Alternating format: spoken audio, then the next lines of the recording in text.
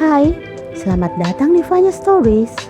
Di sini saya akan membahas true story, missing people, dan kisah-kisah menarik lainnya yang ada di internet. So, let's get to the story.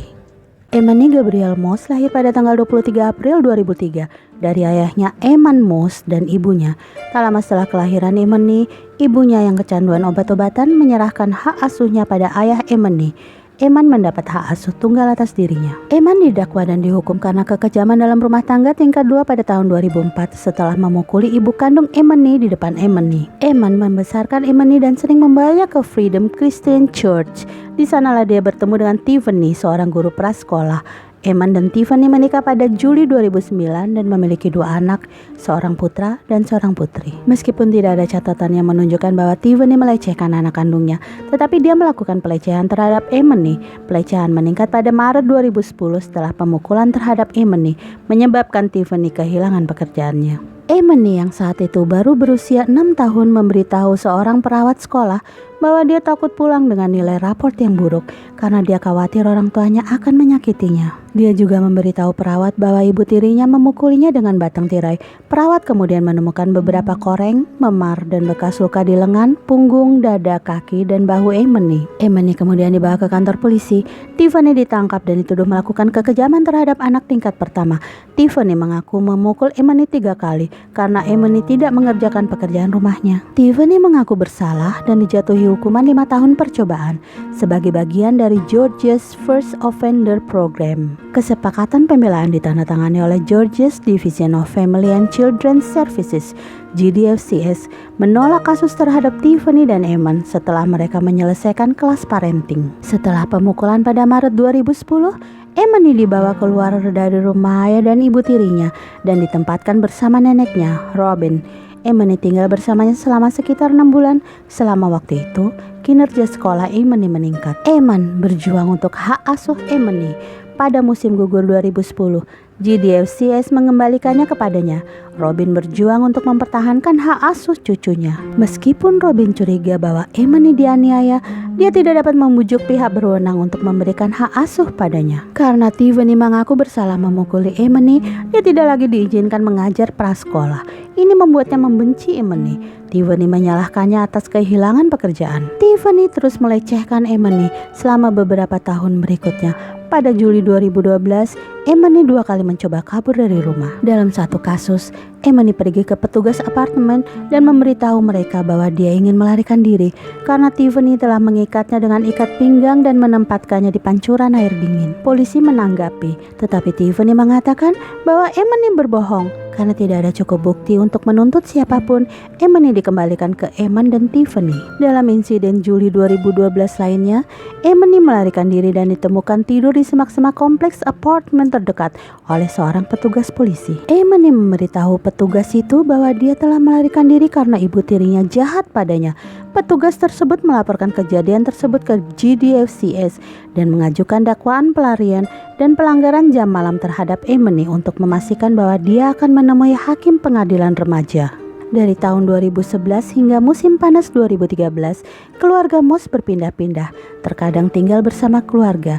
Eman yang bekerja berjam-jam jarang bertemu putrinya. Dia mengklaim bahwa Emani akan makan banyak ketika dia melihatnya pada akhir pekan ketika dia bertanggung jawab atas anak-anak. Pada Mei 2013, keluarga Moss mengunjungi rumah saudara perempuan Eman, Sharon Nice, untuk Hari Ibu. Sharon Nice dan Robin memperhatikan bahwa rambut Emani telah dipotong.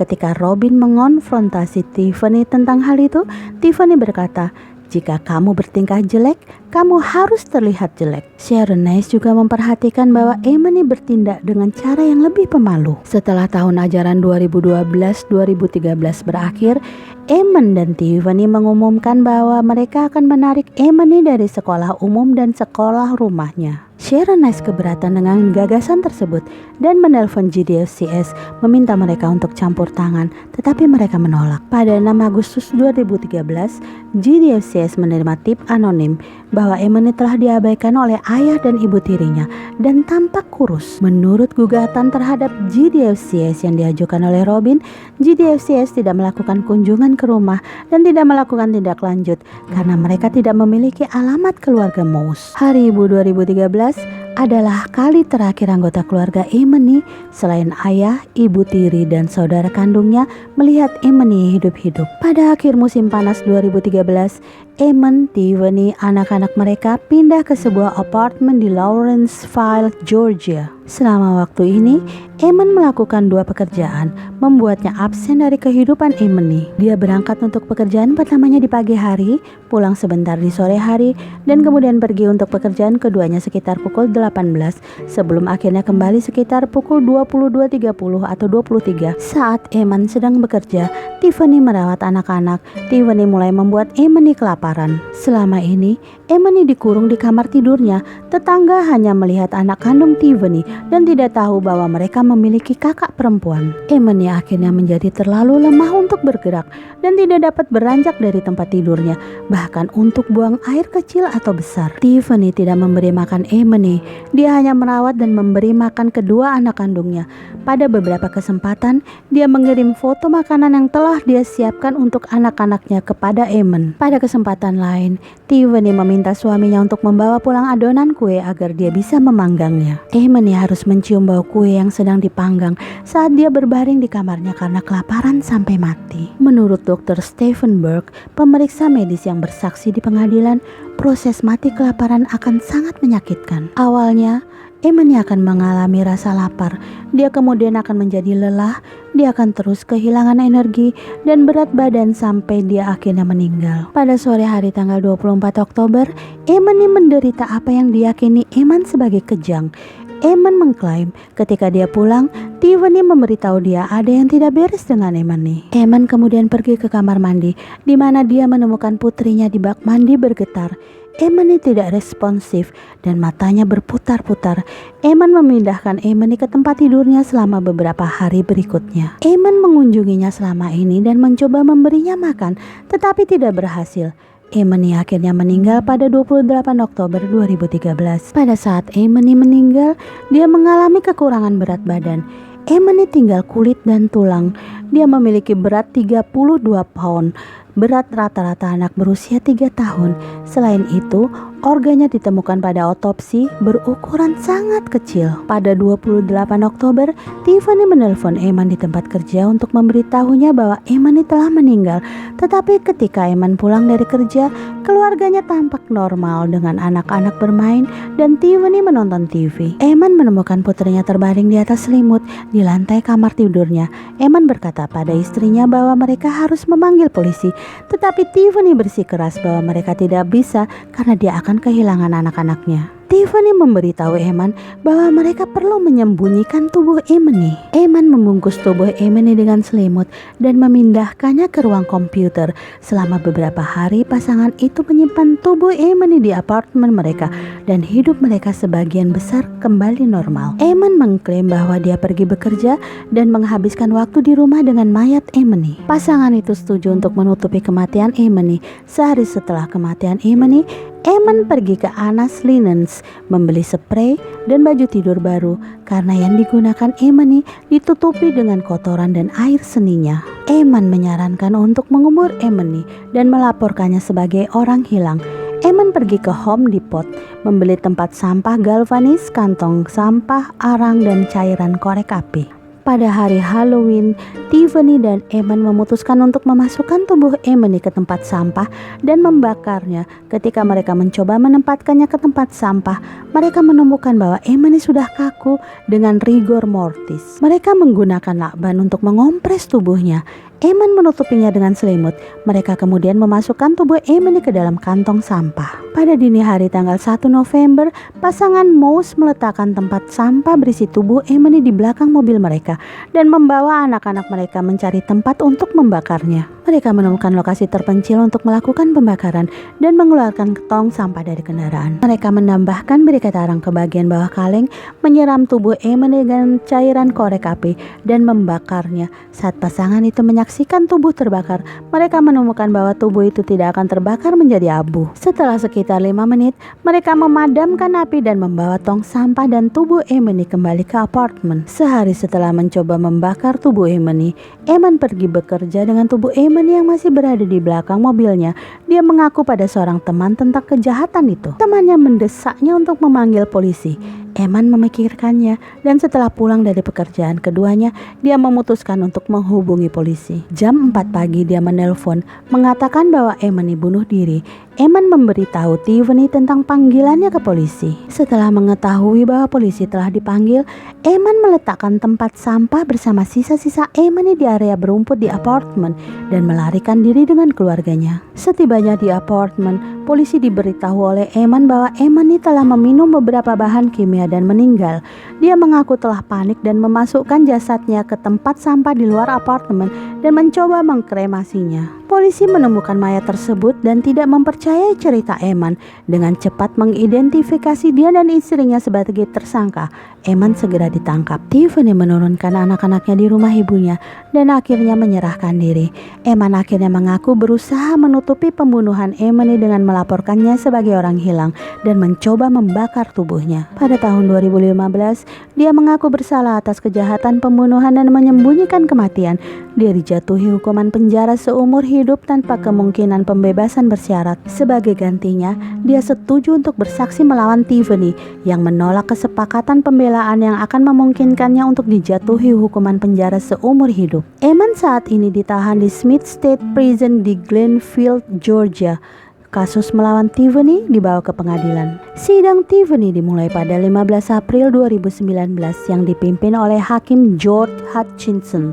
Dewan juri terdiri dari 6 pria dan 6 wanita. Tiffany yang ditunjuk sebagai pengacara melalui State Office of the Capital Defender memutuskan untuk mewakili dirinya sendiri, terlepas dari upaya Hakim Hutchinson untuk membujuknya sebaliknya. Alih-alih mewakilinya, pengacaranya bertindak sebagai pengacara siaga untuk menjawab pertanyaan hukum apapun. Selama sidang prasidang dan pemilihan juri, Hakim Hutchinson berulang kali mendesak Tiffany untuk mengandalkan Dewan Siaga, tetapi dia menolak. Tiffany tidak memberikan pernyataan pembukaan.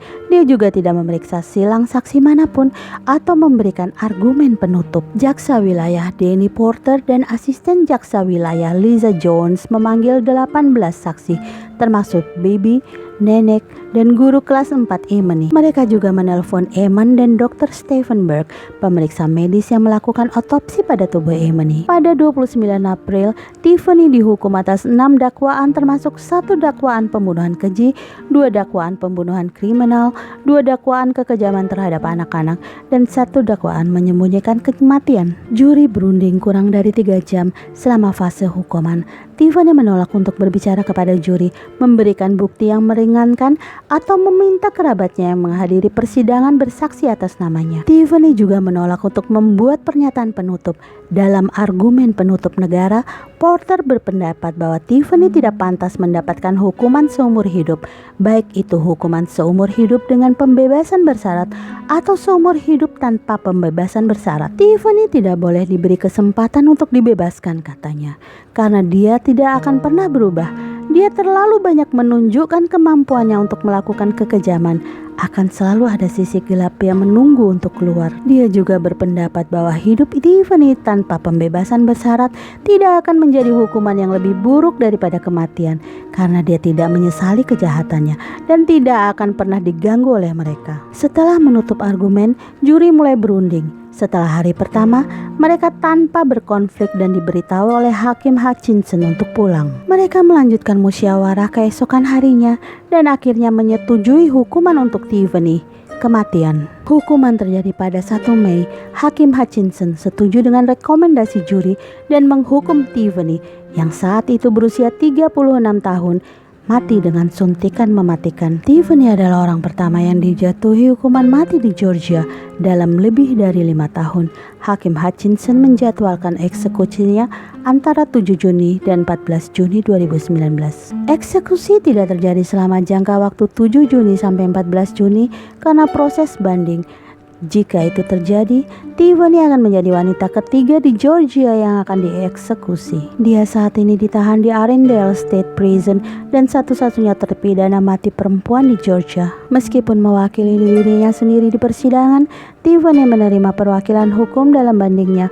Segera setelah dia dijatuhi hukuman mati, kelompok pembela Georgia Capital D mengajukan mosi meminta persidangan baru dengan alasan antara lain bahwa Tiffany tidak kompeten untuk bertindak sebagai pengacaranya sendiri. Menurut pengacaranya, Tiffany memiliki data pengujian neuropsikologis yang menunjukkan terdakwa mengalami kerusakan pada bagian otak premotor dan prafrontal. Sidang status terkait mosi tersebut digelar pada 23 Agustus 2019. Akibat Eman dan Tiffany yang masih tetap menikah, kehilangan hak asuh atas kedua anak mereka setelah pembunuhan Eman. Anak-anak dikirim untuk tinggal bersama orang tua angkat. Pasangan Moss bersama dengan ibu Moss dan Eman mencoba mendapatkan hak asuh. Tahun 2019, Porter memberitahu berita lokal bahwa anak-anak itu diadopsi oleh orang tua angkat mereka. Putra pasangan itu yang berusia 3 tahun ketika Emani dibunuh dilaporkan memiliki ingatan tentang kejahatan itu. Namun menurut Porter, pada saat wawancara pada April 2019, anak-anak itu baik-baik saja dan mungkin tidak pernah tahu apa yang terjadi. Insiden Emani menyebabkan kritik dan perubahan sistem di Child Welfare System Georgia. Setelah pembunuhan, manajer kasus penerimaan, administrator layanan sosial, dan asisten program di GDFCS semuanya diberhentikan. Yang lainnya dilaporkan didisiplinkan. Insiden itu membuat departemen itu memberlakukan reformasi, termasuk penyelidikan lebih dalam terhadap tuduhan pelecehan dan mengubah cara mengumpulkan laporan penganiayaan. Manajer dan penyelia kasus baru dipekerjakan sehingga mengurangi beban kasus. Pekerja agen tidak lagi memutuskan apakah laporan memerlukan penyelidikan berdasarkan informasi yang dikumpulkan melalui telepon. Selain itu, tidak ada kasus yang akan diberi status yang tidak terlalu serius dengan prioritas lebih rendah sampai pekerja kasus bertemu dengan seseorang anak yang diduga telah dilecehkan. Setelah kematian Emani, bersama dengan beberapa kematian terkait pelecehan lainnya, Child Welfare Reform Council ditugaskan oleh Gubernur Nathan Deal. Pada bulan Januari 2015, Council merilis laporan dengan rekomendasi tentang cara-cara untuk meningkatkan Georgia's Child Welfare System. Pada tahun 2018, nenek Emani, Robin, mengajukan gugatan ke Gwinnett County State Court terhadap GDFCS dengan alasan bahwa pekerja sosial mengetahui kondisi yang buruk dan pelecehan dalam keluarga Moss dan bisa saja bertindak lebih awal. Robin juga menggugat Department of Human Services. Dia sedang mencari pengadilan juri dan ganti rugi yang wajar. Menurut gugatan tersebut, ada beberapa kesempatan di mana departemen bisa menyelidiki rumah tangga Moss dan melakukan intervensi atas nama Emani. Sebagai akibat dari kelalaian GDFCS dan agennya, Emani terus-menerus mengalami pelecehan dan perampasan dari tahun 2008 hingga kematiannya yang terlalu dini. Gugatan itu juga menyatakan sebagai akibat langsung dari perilaku salah tergugat, penggugat berhak untuk mendapatkan pemulihan atas kematian Emani yang salah, termasuk nilai penuh dari nilai ekonomi dan non-ekonomi dari hidupnya seandainya dia hidup. Thanks for joining. Jika Anda suka, jangan lupa untuk subscribe, like, dan share ke teman-teman. Sampai jumpa di cerita berikutnya. Bye-bye.